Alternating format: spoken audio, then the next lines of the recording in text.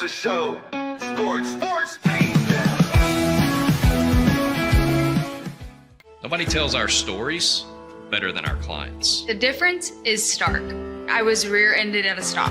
I thought I was fine, and then once I got home, I realized it's a lot worse than I thought. I ended up having a ruptured disc. You say you're not hurting, and then an hour later, you're saying you're in all this pain. I just felt like most people would think that I was lying. And that's when I decided to call Daniel Stark. I owe a lot to Daniel Stark. They really got me what I deserved.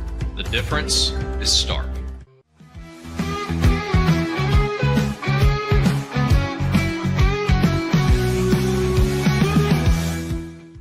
We definitely love our relationship and love Extraco. It's been an amazing experience. They made the PPP process easier. They were reaching out to me saying, what can I do to help you?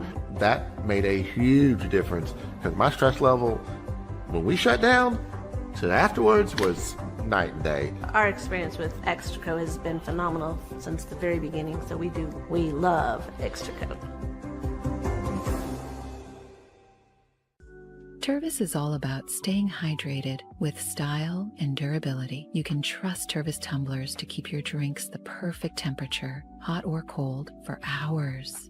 From the classic insulated tumblers to sleek stainless steel water bottles, each product is built to last and comes in endless designs to match your personality. Stay refreshed and express yourself with Tervis.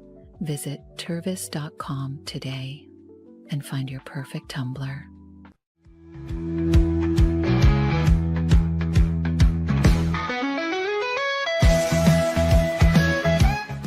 Since our founding, we've been revolutionizing hair removal with cutting-edge technology and a commitment to empowerment. The U-Like Air 3, launched in 2023, ushers in a new era of sapphire ice cooling technology, offering nearly painless hair reduction in just 3 weeks. Experience the future of hair removal today at ulike.com, because at Ulike, beauty is about looking and feeling good. That's ulike.com. Ulike. With Ease US, make studio quality voiceovers for your videos online in over 149 languages and dialects, featuring 468 natural AI voices. Customize the volume, mood, and pauses to perfectly match your content. Plus, capture high quality videos with no watermark. Record your screen, webcam, and voice, and save them instantly to your computer. Never been easier to create professional grade videos and voiceovers. Try it today at easeus.com. That's EASEUS.com. Ease US.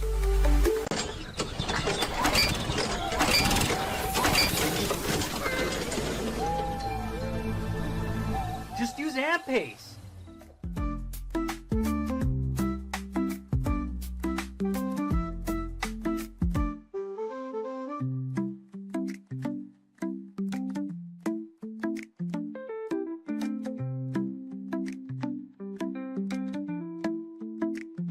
AMP-Pace.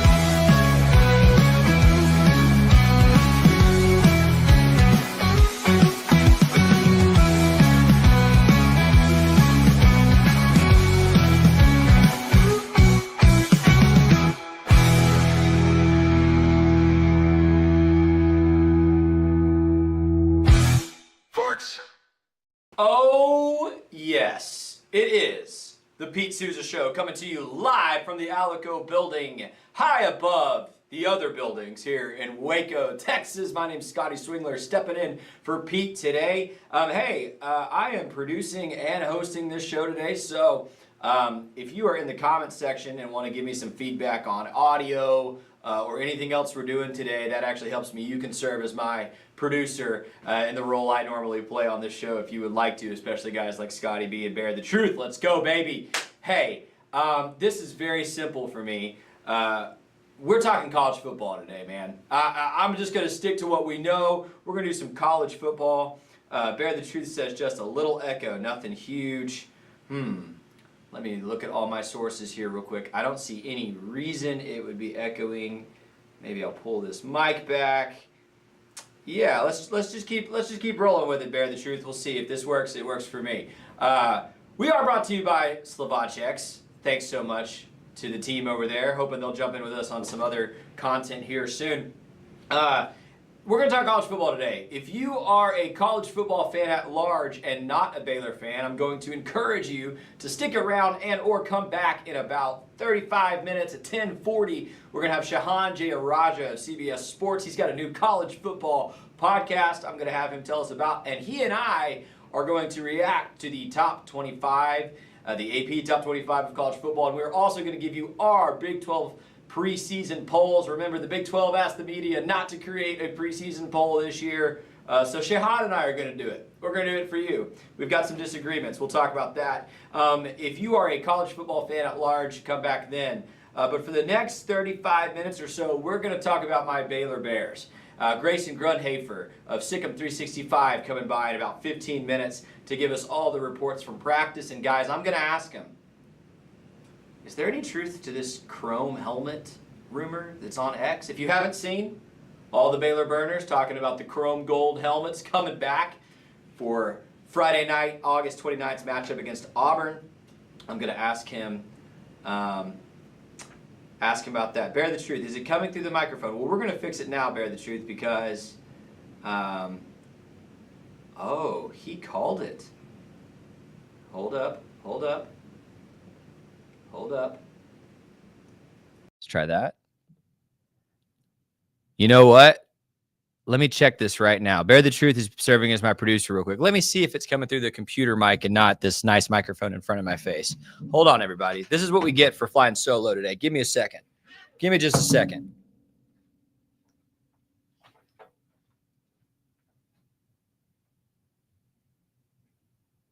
Let's see.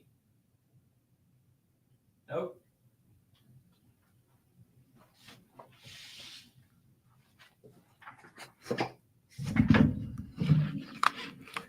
Okay, everyone says we sound better, so let's start this again. Here we go. So Baylor football talk today.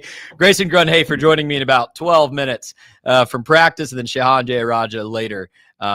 Is going to be awesome. Thanks, guys, for the feedback. Really appreciate the producers in the comment section. Hey, Pete and I didn't get to this yesterday, even though Bear the Truth asked us to discuss it. We just missing Friday and Monday's show. We had a lot to react to from the NFL, as well as Will Herring join us. But let me start with this. If you're a Baylor fan, we got to just acknowledge what Baylor lost over this past few days. Dawson Pendergrass, junior running back, Mineola product, out for the season. It is a blow. It is a blow. By the way, I've got this in the headline, but Pro Football Focus says Dawson Pendergrass was the 6th best running back coming back to the Big 12 Conference this season as far as PFF grades. And Bryson Washington's number 1. So Baylor with 2 of the top 6 returning running backs in the conference. And don't sleep on what Pendergrass meant to this offense last year as far as a guy that can spell Bryson effectively, right? Bryson, probably a guy capable of being a bell cow type every down back coming out of, I believe he went to Franklin High School. But Dawson really able to spell him was so good for Bryson last season, as well as Dawson just provides a skill set that I'm not sure anybody else on this Baylor roster has. Dawson, the definition of a power back. Dawson, a guy that if it's 4th and 2, 4th and goal, that's a guy you hand the ball to, and he's going to fall forward and get you a yard. He's going to break tackles. As Bear the Truth just pointed out, he's a very efficient blocker, especially in pass pro. So Dawson Pendergrass out for the season is a blow. I do not think it's a blow that is going to severely hamper this offense, but it is a blow. And we are going to be praying for Dawson as he has surgery and recovers. I know that he will come back better than ever. And frankly, coming back next season, perhaps after Bryson departs for the NFL, if all things go his way, maybe Dawson comes back next season with a bigger role. Who knows? But it does lead us to talk about this. And I already see some chatter in the comments about this. Baylor, this is why in every recruiting class, most college football coaches would really like to get a stud at quarterback, running back, and receiver.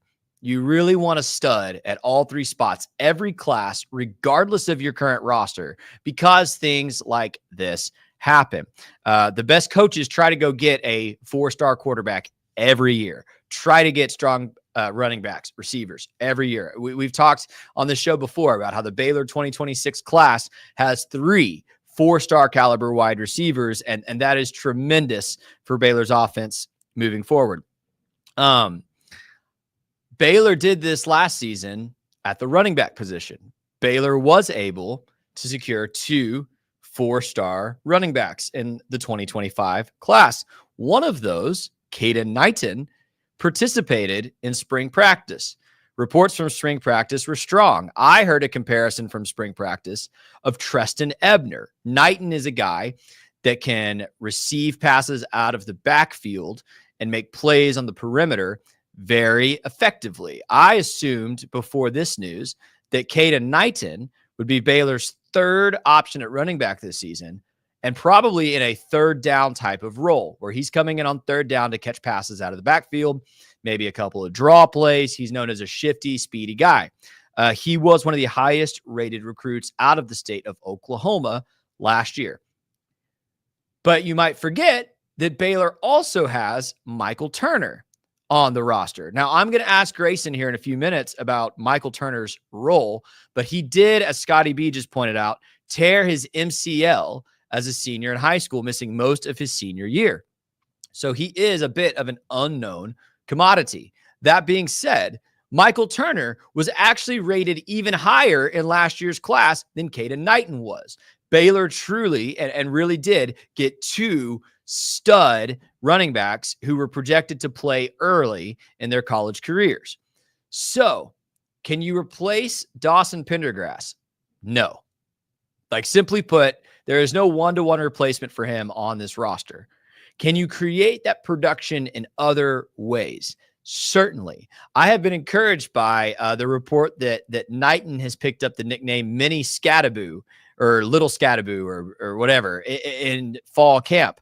That's impressive to me because, again, the comp I had heard in the spring and what I read in his scouting report out of high school was that he was more like a Treston Ebner type. He was going to catch passes out of the backfield, be a perimeter guy. But if he's drawing Scattaboo comparisons in fall camp, that means he's breaking tackles inside the box, right? I mean, that's who Cam Scattaboo is. So I'm very optimistic about Caden Knighton able to handle kind of the ability to spell Bryson in this offense. And if a guy like Joseph Dodds or maybe Michael Turner coming off that injury can take 4 snaps a game to catch a pass or run the ball as well, I still think this is a very strong group. Now, what's unfortunate is the Dawson injury makes this group not nearly as deep. And now you're going to have to keep all these guys healthy through the season.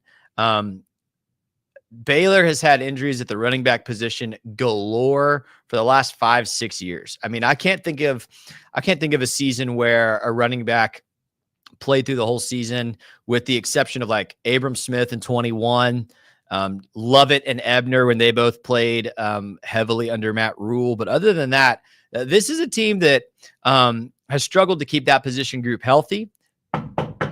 Knock on wood. Last year was amazing.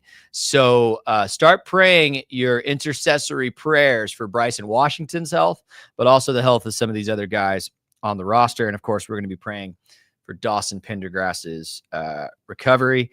Let's see what some of you are saying in the comments. You're blowing up my comments about this, and I love it.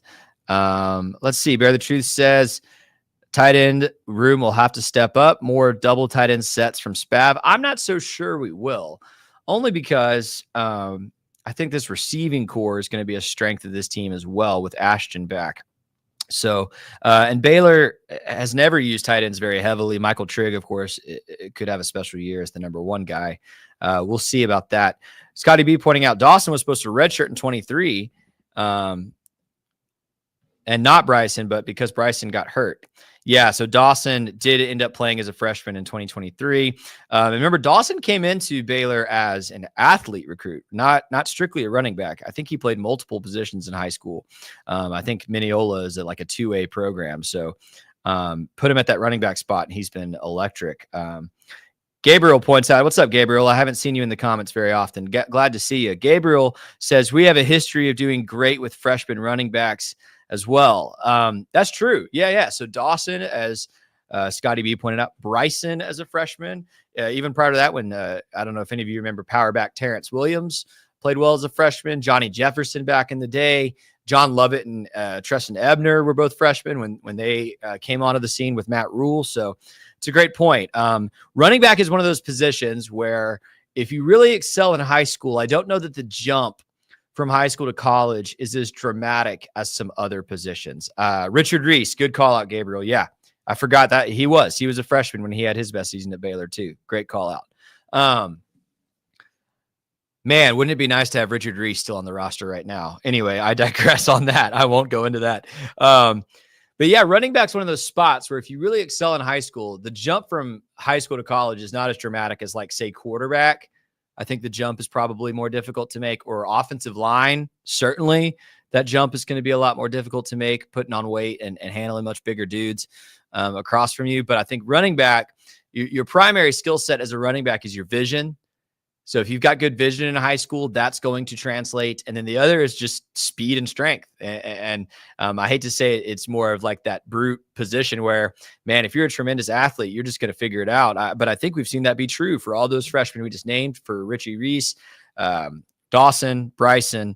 I do believe it will be the case for Caden Knighton. So did want to discuss that because that was the big story for Baylor football over this past week, and we had not gotten into it yet on this show. I'm going to go ahead and throw to a break. Stick around. Grayson Grundhoefer of Sikkim 365 will be with us next. This is the Pete Sousa Show, live on a rainy Wednesday in Waco. Be right back.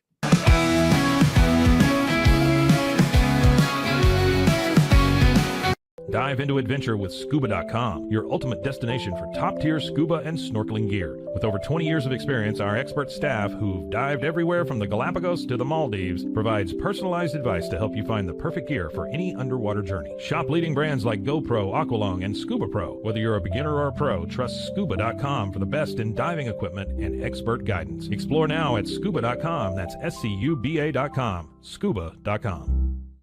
At Fullwell, we bring together the expertise of registered dietitians, MDs, and OBGYNs to give you the best fertility support. Our research-backed bioavailable formulas are crafted with your health in mind, ensuring the highest quality and safety. From preconception to pregnancy and beyond, we exceed industry standards with independent testing for harmful contaminants. With our comprehensive practitioner directory, personalized care is always within reach. Fullwell, your trusted partner on your fertility journey. Visit us at fullwellfertility.com. Experience the perfect blend of exquisite craftsmanship and life-changing technology with Gevi. Every product is built with precision, featuring specialized parts that ensure durability, efficiency, and safety. We put every machine through 6,000 rigorous tests to guarantee long-lasting performance. With cutting-edge technology and a commitment to energy efficiency, Gevi makes your life easier, greener, and more convenient. Upgrade your everyday with Gevi. Visit us at gevi.com to discover more. That's gevi.com. With San, owning iconic furniture no longer requires paying a premium. We use the finest materials like Italian top-grain leather, known for its durability and luxurious feel, and apply meticulous attention to detail in every piece we create. Our replicas are crafted with the same care and precision as the originals, but a price that makes them accessible. With over 15,000 satisfied customers worldwide, we've proven that high-quality furniture doesn't have to come with a high price tag. Explore our collection today at san.com. At Covers & All, we've revolutionized protective solutions with cutting-edge, customizable covers, tarps, and curtains. Using advanced tech fabrics that are 100% waterproof, UV tear, and abrasion resistant, we ensure lasting durability with hand-sewn double-stitch seams. Our commitment to quality, precision engineering, and customizable options is unmatched. With vertically integrated operations and express shipping, we deliver premier protection at affordable prices. Visit coversandall.com today for the perfect fit, guaranteed to last. At Open Goal USA, we're revolutionizing training for both soccer and lacrosse with our innovative portable rebounders. Perfect for players of all ages and skill levels, our rebounders improve accuracy, control, and technique in both sports. Built with premium materials for durability and ease of use, they're ideal for training anywhere, anytime. Whether you're perfecting your soccer game or sharpening your lacrosse skills, Open Goal USA has you covered. Visit OpenGoAAALusa.com and elevate your training today. Relax with Hemp Delicious. Organically grown hemp, massively blended with delicious organic herbs, responsibly sourced for their holistic benefits. Each sip offers calming, antioxidant-rich wellness. Brewed just for you. Sip the calm with Hemp Delicious. Find your blend at hempdelicious.com. Introducing Muck-Off's classic pink bike cleaner, powered by revolutionary nanotechnology that breaks down dirt and grime on a microscopic level while protecting your bike's delicate finish. Developed by our mad developer Alex and tested by riders, our products are made by riders for riders. Discover more at us.muc-off.com, where we break the mold to bring you the best in bike care.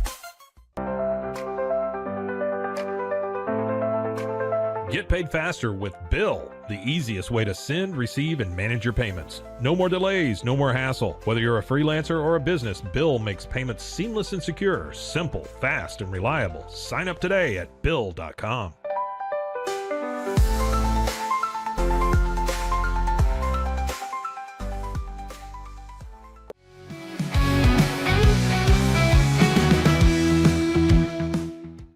Back with you from Waco, and Grayson Grundhoefer, our very favorite Sikkim 365, all things Baylor football. Make sure you're following him on X and checking out Sikkim 365 content. What's going on, man?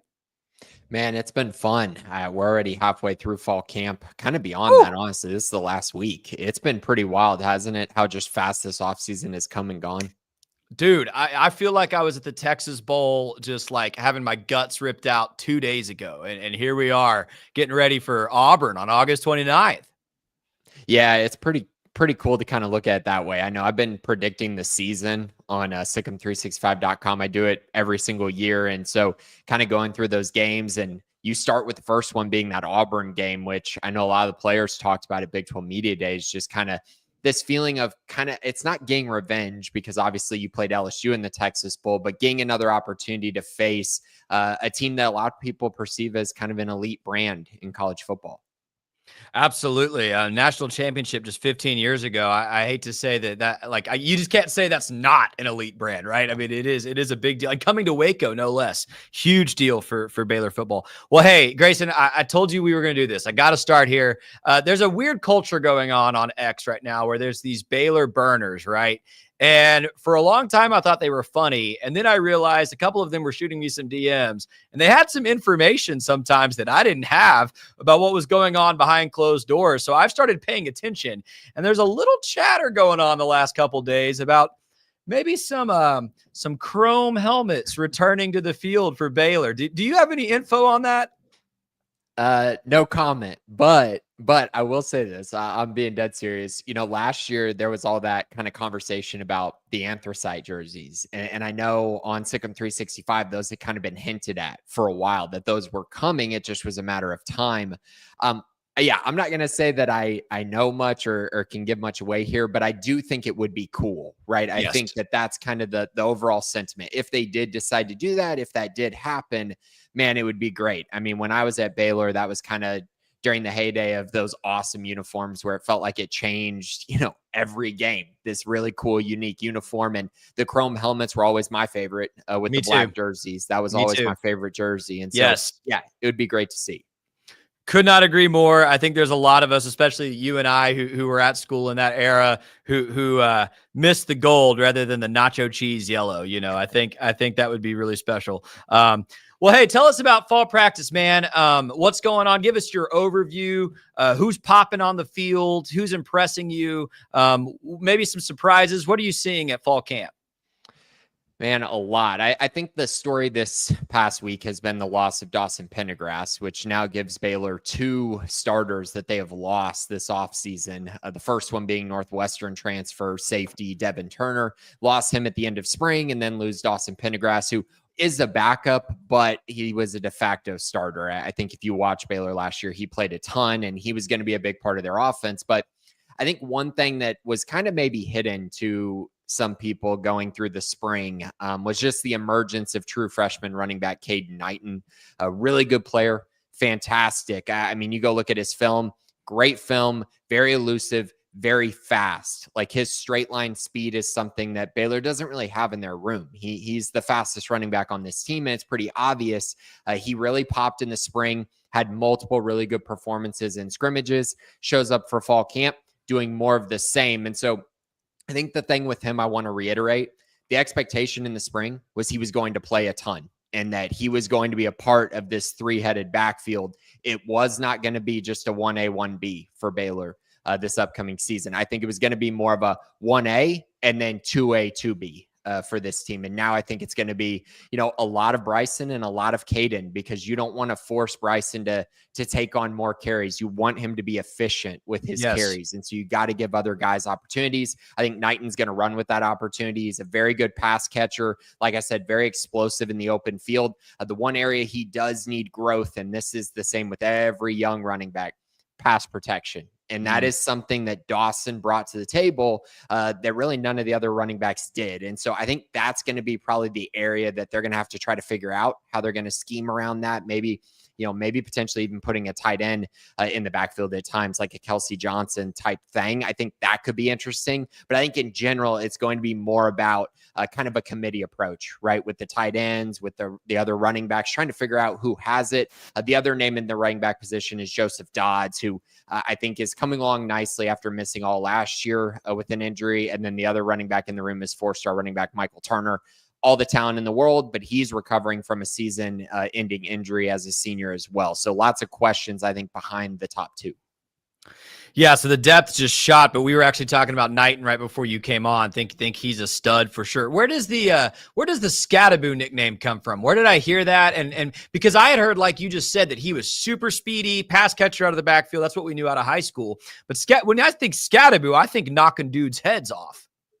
Right. So I actually got that quote from Devin Bobby at Big 12 Media Days. We talked and he said some of the guys on the team call him Mini Scattaboo. And I think that when I say he's so fast and just brings a different element, I think naturally people just take that as, oh, he's not very physical then, or he can't run between the tackles. But that's not really the case. He was actually really efficient in goal line situations during the spring. I think you're going to see more of that in the fall as well. He is physical and he's rather big. I mean, I think they have him listed at 212 pounds already, which is bigger than what Bryson Washington was running at last year. So I think the strength and the power is there. That's probably where you get it from. He runs very angry, which I think is very important for a running back. You cannot be timid to be efficient in this offense. And so he's going to bring that, but just the pop, right? That speed when you get to the second level is just a little different with him. Two position groups I wanted to ask you about today, just because I think they're interesting. I think for most people watching football, there are two groups that jump off the TV. One is the wide receivers. Huge news with Ashton Hawkins finally being confirmed to be eligible. That obviously is tremendous. He was a great weapon last year. So you've got Cameron, you've got Hawkins, and then I'm really curious for your read on who plays next to those guys. Some big names, some big talent. Kobe Prentice, Cole Wilson, Jaden Porter, freshmen like Taz Williams, right? There's a lot of talent in that room, but a lot of unproven at Baylor talent in that room. So who do you think is most often lined up next to those guys, and how will Baylor deploy that receiving core? That's a great question, because I think they do have a lot of options, and you actually didn't even name a name that's really come on in fall camp, and that's Lewis Brown IV. The transfer from San Diego State a year ago. He went to San Diego State, played there, then went to Colorado State for just a hot minute during the spring, and then transferred to Baylor. This guy is very, very good. And when they got him from the transfer portal, I wrote a big article on it and just kind of dug a little deeper into PFF stuff and just seeing how he would fit in. And man, he matches what Baylor needs, and he matches what Sawyer Robertson is really good at. And so those deep rail shots down the right sideline, he is extremely efficient I think he posted I think it was like 91 was his PFF grade on deep ball shots like that. He had more contested catches than Josh Cameron, Keatron Jackson, and Hal Presley combined. And I think that's really important. He's going to go up in high point football. He measured in at 6'2", which I really wanted to see. I wanted to see him at least be in that 6'2", 6'3" range. So was very happy about that. I think there's a chance that he starts at the outside receiver. I think there's a possibility there. And so if you have him, Josh Cameron, Ashton Hawkins, and then Michael Trigg as kind of, let's just say if they're in a 4-wide set, that would make a lot of sense to me. Now, saying that, they have other guys as well, and they're going to mix and match guys. I just think there is something that he brings to the table with that deep shot ability. And again, the contested catch ability. That's just something they don't really have on the roster. Other guys like Kobe Prentice, Cole Wilson, and Jaden Porter, I think are the three that round out the room as far as guys who are going to play a big role. And as we saw a year ago, they like shuffling in receivers. The problem was a year ago, they didn't have enough guys to really shuffle in. This year, they absolutely do. I'm very excited about the wide receiver room. The addition of Ashton Hawkins, that kind of being a guaranteed thing, rose my expectations. I feel really confident about it, and Lewis Brown's emergence is just another reason for, I think, Baylor fans to feel good about the room. Love everything you just said. And here's my only concern. I think when you open the season, let's just make up some names. If you're playing like Stephen F. Austin, Tarleton State, a team in that level to open your season, you can kind of play like 9 receivers and give them all a couple routes and say, this guy works, this guy needs more time. We're coming out against Auburn. So you kind of need to know, hey, here's the 4 or 5 that are going to get a lot of reps. But you're giving me some optimism here with Lewis Brown. The other group that is just parallel across the way, Baylor's probably biggest weakness last season was secondary. Now, you could argue it was pass rush as well. Those two things obviously hand in glove, complement each other like nothing else in football. But I feel very confident Baylor has addressed pass rushing with the guys that have come in all across that defensive line, some of the linebackers as well. I know nothing about this defensive backfield. And the one guy I was confident in, you named earlier, Devin Turner, lost for the season to injury. So what can you tell us about that secondary? Who's going to play? Who's going to step up? And should Baylor fans be optimistic, or is that still a question mark on the whole for this football team? Man, fall camp has really kind of solidified things for me in the secondary in particular. So you mentioned the pass rush. I do think that's going to be far improved, and that does help everything in your defensive secondary. It helps a ton. They didn't get enough pressure, and when Steve Linton wasn't on the field, it was like, man, they're getting zero pressure on the quarterback. And so now Marion Winston, Matthew Fobbs-White, these blitzing linebackers, whether it's Keaton Thomas or Phoenix Jackson, they have a lot of options to get after the quarterback, along with Cooper Lands and Jackie Marshall and those other guys up front. I think that's where it starts. But then you look at the secondary, and the group that I'm starting to really just have a lot of belief in is actually the cornerbacks. Paul Gonzalez came in from TCU, and I think he's done a fantastic job this offseason, just kind of bringing, I think, a different level of technique to the room. But I also think, man, I just really think these players are enjoying learning from him. And I think there's this kind of rejuvenation in the room. And when you look at kind of what they have on the depth chart, the one guy that I continue to just hear great things about is Tevin Williams. Baylor fans know him. He just can't stay healthy, but when he has been on the field, he's been good and productive. I think he's going to take a big step forward this year. I think he could have that kind of season like, Jamison Houston had in 2019, where it's like this guy who played a lot of football hadn't really had his best year, and then his senior year, man, just was fantastic. I think Tevin Williams has that ability. I love the upside with LeVar Thornton, who has consistently been the number 2 cornerback since the spring. I think he's going to get the start there opposite Tevin Williams. And then their depth. I mean, Caden Jenkins, who got a lot of heat last year after the LSU performance. I think he's far better than people are giving him credit for. I think he's going to have a much better season, and learning from Paul Gonzalez is important for him. And then you have Calvin Simpson-Hunt, who's just this athletic freak.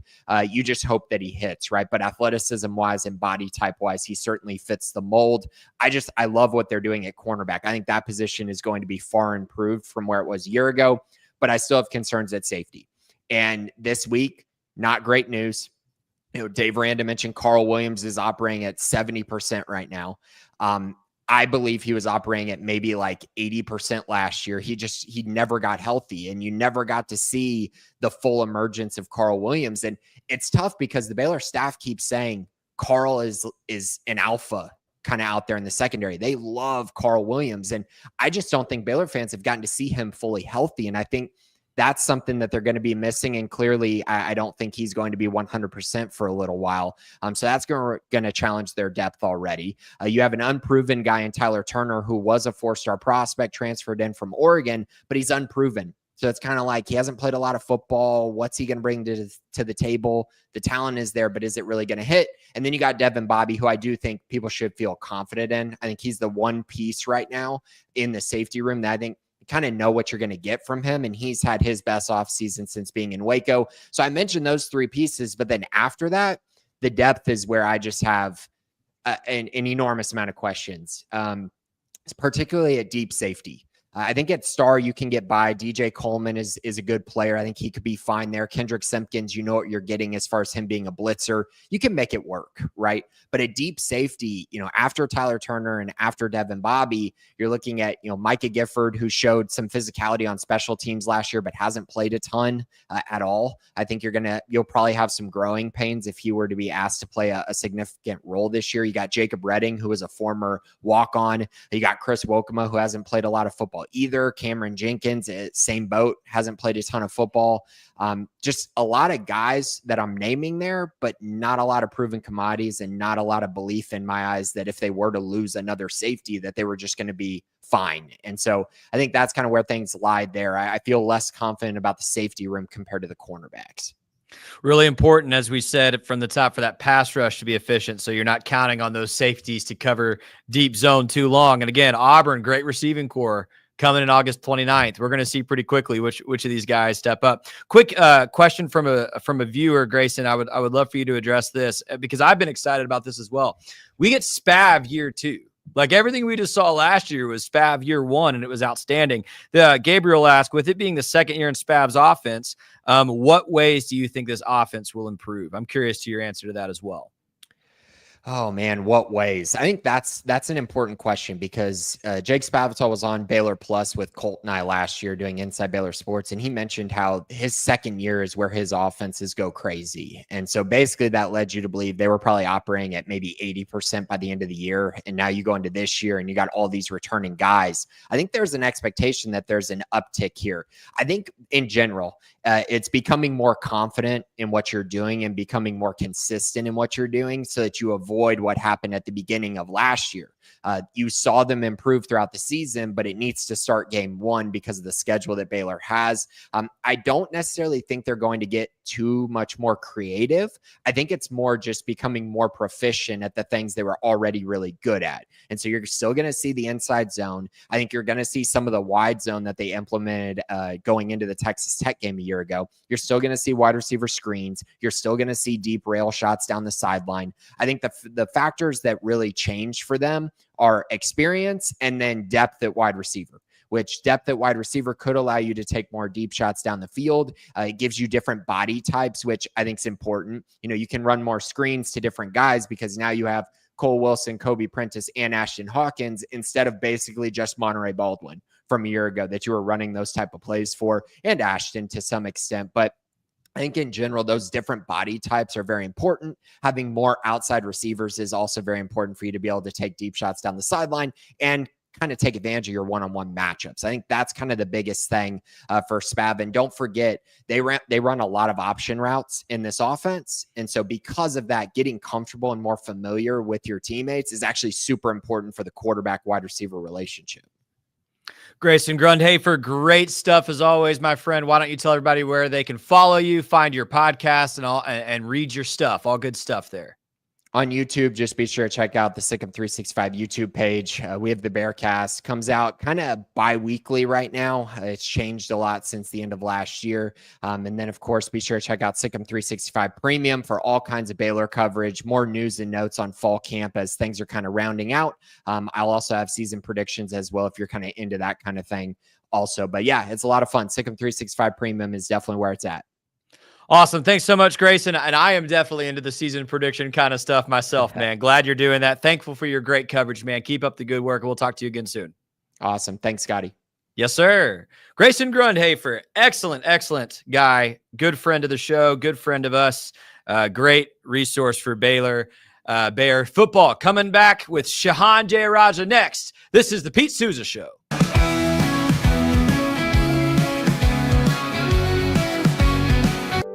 Overwhelmed by your inbox? Clean Email is here to help. Organize, clean, and manage your emails with powerful automation tools. Say goodbye to spam and clutter and enjoy a stress-free inbox. Try Clean Email today at cleanemail.com. That's CLEAN email.com. Cleanse your body of accumulated toxins and embark on your wellness journey at your own pace. At Global Healing, we provide premium supplements to help your body heal naturally. Combine that with OrganicHemp.com's top quality CBD for ultimate balance. Start your healing journey today at GlobalHealing.com and OrganicHemp.com. Unlock a world of convenience with Mully Box, your one-stop solution for personalized subscription boxes delivered right to your door. Each box is tailored to your taste. Experience the joy of surprises. Subscribe today at mullybox.com. That's MULLYBOX.com. At Tusane's, we understand that maintaining a healthy lifestyle can be challenging, especially in today's fast-paced world. That's why our mission is to make fitness accessible to everyone, anywhere. Committed to excellence, we adopt a user-centric approach guided by ergonomics and medical science. With a team of seasoned professionals in R&D, design, and manufacturing, we prioritize quality across our entire product line. Visit Tusains.com today and start your journey to better health. That's TOUSAINS.com. BizChair.com. Your one-stop shop for premium commercial furniture that blends quality with affordability. From ergonomic office chairs to durable restaurant seating, we cater to diverse industries including corporate, medical, hospitality, and education. With over 20 years of experience, we offer fast shipping, exceptional customer support, and furniture solutions that stand up to high-traffic environment. Elevate your space with BizChair's vast selection of stylish, reliable, and cost-effective furniture. Visit us today at BizChair.com to transform your business. At Mitzi, we believe the right light can transform any space. Born from a third-generation lighting family, we craft beautifully designed, premium lighting that's made to be affordable. Inspired by Grandma Mitzi's eclectic style, we're on a mission to make high-quality lighting accessible to all. Whether you're updating your space or adding a unique fixture, Mitzi has the perfect design for you. Beautiful, well-made lighting without the high price tag. Discover your perfect light at Mitzi.com. That's MITZI.com. Mitzi. Founded in 1910, Samsonite is the world leader in durable, high-quality luggage and travel accessories. Made to the highest standards, our products won't let you down. We give you the confidence to get out there and explore. Inspired by the past, devoted to the present, and built to inspire a multi-generational future, Samsonite is here to elevate your journey. Travel with Samsonite and pack confidence every step of the way. Shop now at shop.samsonite.com. The grinder mentality that Randy and Brent Habert built into 44 Pro runs deep within our team. Every member shares a passion for the craft, the game, and most importantly, the player. When you step onto the field with a 44 Pro custom glove, you'll feel the difference. It's not just a glove, it's a 44 Pro. Crafted with dedication, made for performance, and built to last. Get your custom glove today at 44pro.com and experience the 44 Pro difference. That's 44pro.com, 44 Pro. Welcome to Kitbag, the ultimate destination for football fans. Whether you're cheering for Arsenal, Chelsea, Manchester United, or any other top club, we've got your team's colors running through our veins. From official replica kits to custom player prints of your favorite stars like Ronaldo, Messi, and Kane, Kitbag is your one-stop shop for all things football. Powered by Fanatics, we deliver to over 180 countries, ensuring you get the gear you need fast. For true football passion, think Kitbag. Visit kitbag.com today. That's KITBAG.com. Kitbag.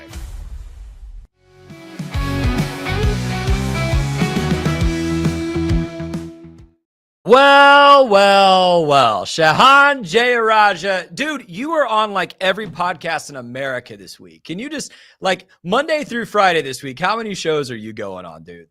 Oh, man. I don't know how this week got so busy for me. I'm doing like 4 or 5 shows a day. It's actually holy insane. cow. I'm doing this one, obviously, from 10:40 to 11. Then I've got one at 11:30. Then I got one at 12. Then I'm also doing our podcast at 1 live on YouTube. It's a crazy day. It's a crazy day. Well, listen, when we want to talk college football, we know the number one guy in America, Shehan Jeyarajah, Baylor's own. I love to point that out. Baylor Lariat, bred in the campus in Waco, man. Glad you're here. Hey, do you have an AP vote? I do not. AP, if you're watching, get me on. Let's get him a vote because they put out the top 25, and I'm going to throw it up again. We talked about this yesterday, and you had a take this week that you thought Baylor belonged. And just for those watching, you are not a ride or die homer who's going to just inflate Baylor just because. Baylor obviously here receiving votes 28th, if you wanted to look at it that way. What would you change about this top 25? What did they get right? What did they get wrong? And why do you think Baylor deserves a spot? Well, I think overall it was a pretty good poll. And I'll tell you what, too, as somebody who has a vote in our CBS 136 rankings, where you're ranking every single team in America, once you get to that second, third tier, it gets a lot harder than people realize to try to parse through some of these teams. A couple things for me, though. I think that the voters are expecting some teams, especially those in the SEC, to maybe take a step from last season, even though they've lost some key pieces. I think of a team like Michigan, they end the year strong, but they have a lot of question marks on that team, even with Bryce Underwood coming in at quarterback. I think of a team like Illinois as well, that I think that they kind of get the bump because they had a good season and return their quarterback, but they don't return their defense or their best receivers. Ole Miss, completely new roster, essentially. I don't really think that they belong in the AP top 25 at all at this point. And even when you start talking about Florida being a top 15 team, Oklahoma being a top 20 team, I think that people are just a little too projection heavy with teams that have struggled to deliver. From my perspective, I think that Baylor did belong in the top 25. And it's funny, I think for me, I look at the order of teams from the Big 12, right? And we'll obviously get to it a little bit deeper coming up, but there were 4 teams in, and then on top of that, the first 3 teams out of the poll were all Big 12 teams. So you're kind of projecting them as the 7th best Big 12 team coming into the year. Now, all of them are very close outside of Arizona State, which I think is fair. But I think that Baylor, when you look at what they have coming back, they are on a different level, especially on the offense side of the ball, than a lot of these other teams. Of course, they have, in my opinion, a top 2 quarterback in the conference in Sawyer Robertson. They've got the best running back in the conference in Bryson Washington. They've got 4 offensive linemen returning. I think they've done a really good job of building in the front 7. That last piece is whether Paul Gonzalez is going to be able to get enough out of the secondary. But if he does, and I think Paul Gonzalez is one of the most respected secondary coaches in the country, this is a team that talent-wise can contend with anybody in the conference, and I think that they're going to be right there at the end of the year. Totally agree with you. Love hearing that as a Baylor fan as well. Now, folks might remember the Big 12 Conference opted not to have a media preseason poll this season because last year, Arizona State was picked at the bottom and, of course, went on to win the conference and compete very well in the college football playoffs. So what I wanted to do today, and I think this is going to be a lot of fun, if the Big 12 won't do it, you and I should do it. We should put out our Big 12 preseason poll. So I've got one. You've got one. I think I would like to let you go first. Let me throw up your Big 12 preseason poll, and you talk us through why you picked some of these teams in the way that you did. Yeah, well, at the top, I have Texas Tech, obviously a breakout team in 2025 on top. Baylor at number 2, Arizona State at number 3. So I'm reading this off because there's so many damn teams in this conference now. Kansas State at number 4, Utah at number 5. I view there as being sort of a clear top 4 contenders in this group. Utah 5, TCU 6, Iowa State 7, Kansas 8, BYU 9. Now I want to touch on BYU in just a second, but Houston, Colorado, Cincinnati, Arizona, West Virginia, Oklahoma State, Central Florida. So I think that, again, you really have to look at it in tiers. I view the top 4 as being a tier unto itself of the top contenders in the conference. I view Utah and TCU as kind of being swing cases, but all of the top 9 teams being capable of winning the Big 12. When you get to 10, I think that Houston is a high upside team that really could force their way into the top half of the Big 12 if some things work out. And when I look at the bottom, I mean, in UCF, Oklahoma State, West Virginia, Arizona, it's just completely new rosters, essentially. And so a lot of unknowns with those programs right now. But for me, I do have Texas Tech versus Baylor as my Big 12 championship game, with Texas Tech winning in a butt bowl that we're not going to get in the regular season this year. Absolutely. So I like where you're going with this. I'm going to throw mine up here in just a second and just tell you, I also tiered mine, but I've got a couple of big differences with you clearly. So here's my poll. And so I agree with you that Arizona State and Baylor should be towards the top. Dude, for me, so much of evaluating college football is, do you believe in the coach and do you believe in the quarterback? So you'll see for those first 4 teams on my list, I absolutely believe in the coach. I absolutely believe in the quarterback. Texas Tech, we know what they did in the transfer portal. We know how they've built this roster. You wrote that excellent piece that we talked about last month. I don't know if I believe in that quarterback. I don't know if Baron Morton is really good or really mediocre. I'm not sure. So that was kind of the factor for me. But here's how I tiered it. I think those top 5 teams could all be the favorite to win the conference. Kansas is my swing team. Utah through BYU on my list, I could see finishing top 3 or bottom 3. Like, I literally just have no idea how they're going to come out. TCU is probably the team I'm most underrating here, but forget about them. I hate the Horned Frogs. And then Houston to me is a swing case between those two. And then the teams in red here are my teams that I just think have no shot. Like you said, complete roster turnover, totally unsure of what they're going to look like. Tough sledding for them. So let me click a couple graphics here, since we've got the one-man crew, and we'll throw up both. Oh, that's the wrong one. Hold. There it is. Maybe. Boom. There's both of our lists in all of their glory. So the biggest disagreement, I think, between us is Iowa State, Shehan. That was the first thing I noticed when I looked at the list you sent me versus kind of my list. I mean, they get the quarterback back. I know they lose 2 really talented receivers to the Houston Texans, but man, like Matt Campbell, Rocco Becht, like, tell me why you've got Iowa State all the way down at 7. Well, it's interesting, right? You mentioned trusting coaching staffs and trusting quarterbacks. And those are 2 very valuable things to do 100%. But I think that sometimes analysis can err too much in that direction. And so I believe in Rocco Becht a lot, but his context just changed dramatically with 2 NFL receivers, like you mentioned, heading off to the Houston Texans. They have turnover also in the secondary, which was the best part of their team last year. Now, I expect them to be better against the run because they dealt with a lot of injuries in their front 7 last year. But so much had to go right for them to ultimately win 11 games, have the best season in program history.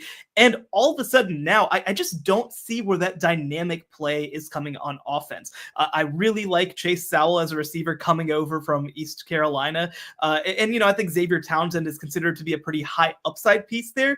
But even if both of those guys are all Big 12 players, they could still have downgraded at the wide receiver position. And the other piece with them too, and probably the swing thing for me, is I don't know whether they're going to be able to run the ball with consistency. And if they can't be good down to down running the ball, I just think they're going to have a really tough time when they're playing against some of these better teams in the Big 12. That's fair. I think for me, it's like there's been a consistency with Matt Campbell, and I'm talking a little bit out of both sides of my mouth because I was kind of making fun of Pete a couple weeks ago for ranking Campbell the #1 coach in the Big 12. I think you ranked him #1 in your recent rankings as well. I'm a big Matt Campbell fan. So I think there's other coaches who've won conference and national championships in the conference, but I digress. Well, most of them aren't coaching at Iowa State University. Correct. But regardless, like I don't think a Matt Campbell team finishes 7th. That would really surprise me. The other one that I think is such a wild card, and I've got them at 8, you've got them at 11. I could literally see Colorado competing for the championship or winning like 2 conference games. What's your read on the state of Colorado right now? Yeah, I don't see them as a team that can contend for the conference. I think that when you look at the way that they've structured their offense over the last 2 years, it was a lot of almost playground ball, right? With Shedeur Sanders, Travis Hunter, and a really good wide receiver core in general bailing them out in a lot of cases. And by the way, they still have a really good wide receiver core. I just don't think that they have a quarterback who's going to be able, now this is me talking out of both sides of my mouth, kind of diminishing the quarterback, but I don't think that they have a guy who's necessarily going to be able to make something out of nothing. When I look at Colorado, they lost a bunch of offensive linemen again. They brought in 9 new offensive linemen. They have their 3rd straight year with a new offensive line coach. I think that situation is going to be a mess, and it's either going to be Caden Salter, who's not really a run-around kind of guy. He's a running quarterback, but more of a designed running quarterback, or it's going to be a true freshman in Julian Lewis. So I just don't see the upside for that offense just because I don't think they'll be able to protect well enough. Now, defensively, I think they will be not just improved, but potentially pretty good. I think that 11 is frankly pretty decent respect. That's probably a 4-5, 5-4 record in Big 12 play, potentially, depending on how things go. That's plenty to me. I think they're going to be right there fighting for bowl eligibility. I expect them to get there, finish, with 6 or 7 wins. I just do not see real upside for this team with the amount of talent that they lost. Here's my last question on this side of things. So we both kind of have this bottom tier that features, I think, some really well-respected head coaches. In particular, I'm thinking of Willie Fritz at Houston, Mike Gundy at Oklahoma State, and even Rich Rodriguez and Scott Frost coming back to West Virginia and Central Florida. Even some of these bottom teams, you could look at a Rich Rod team and be like, man, could they sneak up and finish 5th, 6th in the conference? It would shock me, but maybe.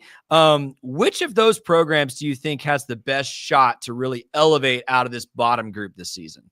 Well, the irony is that I'm actually going to lean on the coach that I probably feel worst about in the conference, and that's Scott Satterfield in Cincinnati.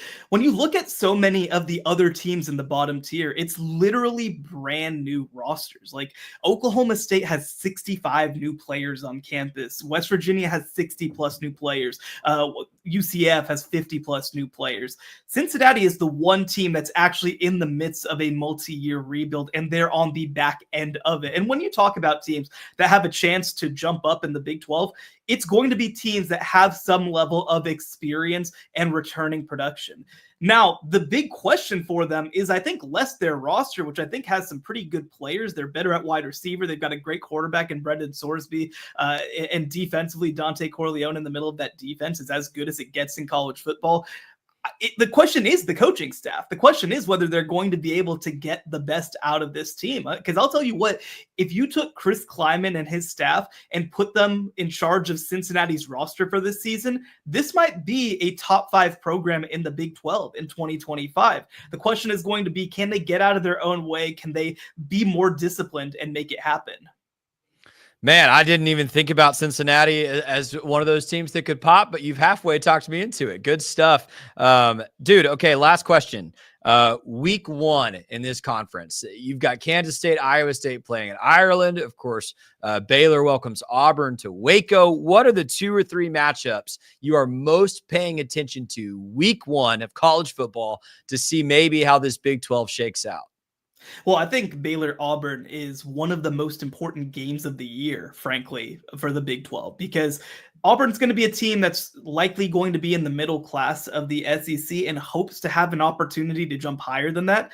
Baylor's a team that wants to be at the top of the Big 12 and maybe even fighting for playoff eligibility and maybe even at large case. So they really need to win this game. I think that it would be a huge setback, not just for Baylor, but for the Big 12 getting 2 teams into the playoff if they're not able to take care of business. Another one that I think is going to be fascinating. I mean, obviously that Kansas State Iowa State game, I feel like goes without saying, because I think that the winner of that game is a Big 12 contender, and I think the loser of that game is not a Big 12 contender because of the way that their schedules line up. You just can't lose a tiebreaker against a team that's going to be right there in the conversation at the end of the year. I'll also throw a quick shout out to TCU North Carolina. I think that we didn't talk about them. I think TCU is one of the most undervalued teams in the Big 12 heading into 2025.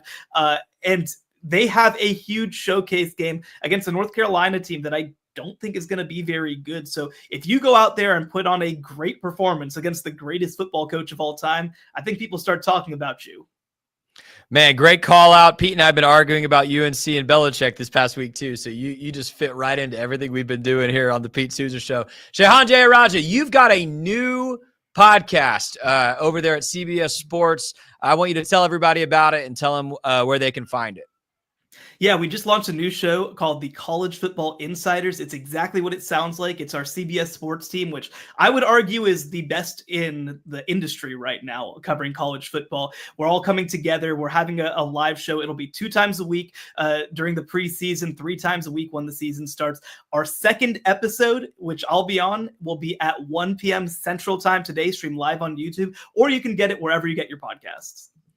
Thanks so much, bro. Always good to see you. And we will be talking to you again very soon. For all things Big 12 and college football, make sure to follow Shehan Jeyarajah on X and check out that College Football Insiders podcast. Good to see you, man. Thanks so much for having me. That's going to do it for today's edition of the Pete Sousa Show. Thank you so much for swinging on by. Pete will be back tomorrow. I've been Scotty Swingler. Thanks so much to our sponsors, especially Crawford Austin Properties and Slovachex. We're very appreciative that we get to do this. Thanks for joining us. Thanks for the comments. We'll talk to you tomorrow. It's the Pete Sousa Show. It's the Pete Sousa Show. Sports. We definitely love our relationship and love Extraco. It's been an amazing experience. They made the PPP process easier. They were reaching out to me saying, what can I do to help you? That made a huge difference because my stress level, when we shut down, to afterwards was night and day. Our experience with Extraco has been phenomenal since the very beginning, so we love Extraco. Nobody tells our stories better than our clients. The difference is stark. I was rear-ended at 70 miles an hour. I was injured, had a concussion. The insurance company, they delayed. They were playing games from the initial conversation. They weren't going to help me. The biggest thing I learned through this is that you can't go through this alone. I called Daniel Stark. They were going to help me and everything was going to be all right. Daniel Stark got me 10 times the insurance company offered. The difference is stark.